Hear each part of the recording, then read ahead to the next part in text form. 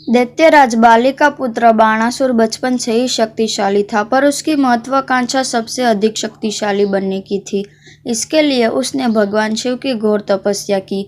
भगवान शिव ने प्रसन्न होकर उसे सहस्त्रों बाहु और महाशक्तिशाली होने का वरदान दिया। बाणासुर ने भगवान शिव से यह भी मांगा कि जब भी कभी उसे जरूर पड़े तो वे उनकी मदद के लिए आए। इसी बाणासुर की वजह से एक बार भगवान शिव और श्री कृष्ण में युद्ध छिड़ गया था। जानते हैं पूरा किस्सा। भगवत पुराण और हरिवंश पुराण में इसका वर्णन है।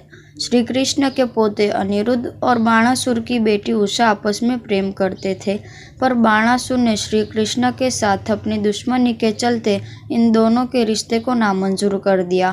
अनिरुद्ध एक बार उषा से मिलने के लिए शोणितपुर गया।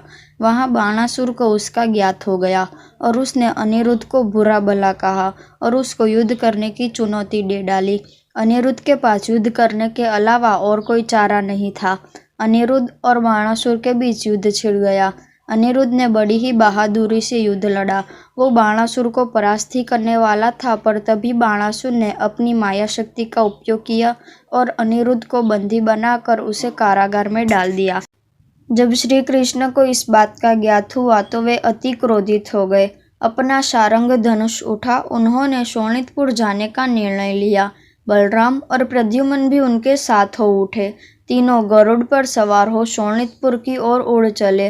बाणासुर ने जब श्री कृष्ण को आते हुए देखा तो उसने भगवान से प्रार्थना की कि श्री कृष्ण से उनका युद्ध होने वाला है, तो मेरी सहायता कीजिए। जैसा कि हमने बताया था, बाणासुर ने भगवान शिव से वरदान लिया था कि वो किसी भी विकट स्थिति में उसकी और उसके राज्य की रक्षा करेंगे। श्री कृष्ण और उनकी सेना ने बाणासुर के राज्य के सामने डेरा डाल लिया।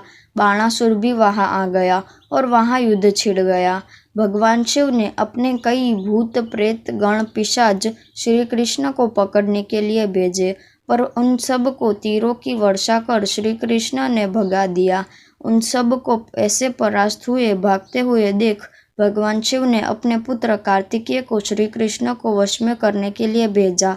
मोर पर सवार कार्तिकेय ने श्री कृष्ण, बलराम और प्रद्युम्न पर हमला बोल दिया। गरुड़ ने जब कार्तिकेय की सवारी मोर को पूरी तरह से घायल कर दी तो डर के मारे वो कार्तिकेय जी को छोड़कर वहां से भाग गया।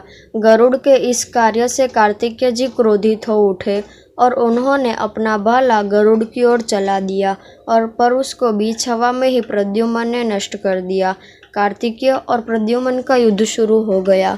काफी देर तक वे एक दूसरे पर तीर चलाते रहे।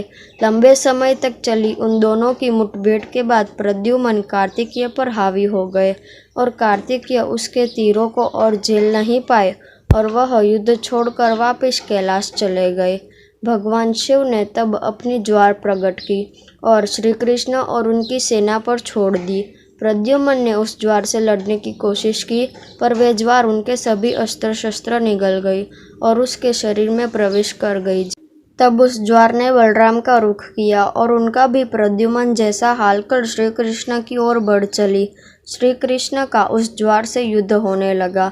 वे ज्वार श्री कृष्ण के अंदर भी घुस गई और उनके अंगों को कमजोर करना शुरू कर दिया।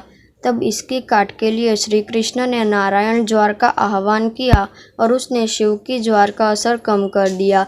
तब भगवान शिव की ज्वार वहां से चली गई। तब स्वयं भगवान शिव नंदी पर सवार हो युद्ध क्षेत्र में आए। अपने पिनाक धनुष से उन्होंने कृष्ण पर पिशाच, राक्षस, रौद्र, अंगिरस नामक 4 घातक बाण छोड़े, जिसका प्रतिकार करने के लिए श्री कृष्ण ने व्याव्य, सुवित्र, वसाव और मोहन बाण चलाए। तब श्री कृष्ण ने वैष्णवास्त्र भगवान शिव की ओर चलाया, पर उसको शिवजी ने अपने पाशुपतास्त्र से निष्क्रिय कर दिया। भगवान श्री कृष्ण को तब तक समझ आ चुका था कि भगवान शिव अपने आप के लिए नहीं बल्कि बेमन शोणितपुर की रक्षा हेतु युद्ध लड़ रहे हैं। हरिवंश पुराण के मुताबिक तब श्री कृष्ण ने जृंभन अस्त्र का उपयोग कर भगवान शिव को निद्रा में भेज दिया। इस वाक्य का वर्णन शिव पुराण में भी है। जब किसी भी तरह से श्री कृष्ण भगवान शिव को पार नहीं कर पा रहे थे और श्री कृष्ण के हर अस्त्र का जवाब दे रहे थे, तब वही मन में उन्होंने शिव की तपस्या की। जिस पर उन्होंने श्री कृष्ण को भी वर मांगने को कहा और श्री कृष्ण ने कहा कि आप मुझे ऐसा वर दीजिए कि जिससे कि मैं आपको परास्त कर सकूं। तब भगवान शिव मुस्कुराए और उन्होंने श्री कृष्ण को जृंभनास्त्र चलाने को बोला। जब श्री कृष्ण ने वो अस्त्र चला, भगवान शिव को निद्रा में भेज दिया। हरिवंश पुराण और शिव पुराण में बस इस वाक्य में ही थोड़ा अंतर है, बाकी पूरी घटना समान ही है। भगवान शिव को ऐसे बेहोश देखकर बाणासुर भी अपने रथ पर सवार हो श्री कृष्ण की ओर और फिर उनमें भयंकर युद्ध छिड़ गया। बाणासुर ने अपने सहस्त्रों बाहु से सहस्त्र चक्र श्री कृष्ण की ओर चलाए। एक एक को श्री कृष्ण ने अपने बाणों से नष्ट कर दिया। श्री कृष्ण ने सुदर्शन चक्र का आह्वान कर बाणासुर पर चला दिया, जिसने बाणासुर की 4 भुजा को छोड़कर बाकी 996 भुजा काट डाली। तब श्री कृष्ण ने सुदर्शन चक्र को बाणासुर का सर काटने के लिए छोड़ा। तब तक भगवान शिव निद्रा से बाहर आ चुके थे और उन्होंने उसको रोक दिया और श्री कृष्ण को बाणासुर को क्षमा कर देने का आग्रह किया। तब भगवान शिव और श्री कृष्ण ने एक दूसरे को गले लगाया और युद्ध समाप्ति की घोषणा की।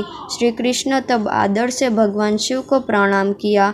बाणासुर ने भी अनिरुद्ध को रिहा कर दिया और अपनी बेटी की शादी अनिरुद्ध से करवाने को तैयार हो गया और इस तरह से बाणासुर का घमंड भी चूर चूर हो गया। और उस ज्वार के असर से अभी भी बलराम और प्रद्युम्न बेहोश पड़े थे। तब श्री कृष्ण ने कुछ मंत्रों का उच्चारण किया और उन दोनों का उपचार किया और उन दोनों को लेकर द्वारका लौट गए।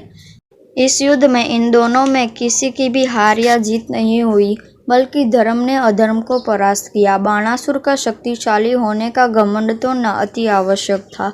भगवान शिव और विष्णु जी कभी भी एक दूसरे को अलग रखकर नहीं देखते, दोनों ही एक दूसरे को अपना आराध्य मानते हैं। हम महाभारत के ही द्रोण पर्व और भीष्म पर्व को पढ़े तो कई बार इन दोनों देवों ने हमेशा कहा है कि महाभारत में भी श्री कृष्ण और भगवान का रिश्ता भक्त और भगवान की तरह ही है। श्री कृष्ण स्वयं कहते हैं कि भगवान शिव अविनाशी और सर्वोपरि है। इस महाकाव्य में भगवान शिव ने भगवान विष्णु अवतारी श्री कृष्ण की भी कई बार प्रशंसा की है। इस वीडियो के रिक्वेस्ट अखिल जी ने की थी, इसके लिए आपका बहुत बहुत धन्यवाद।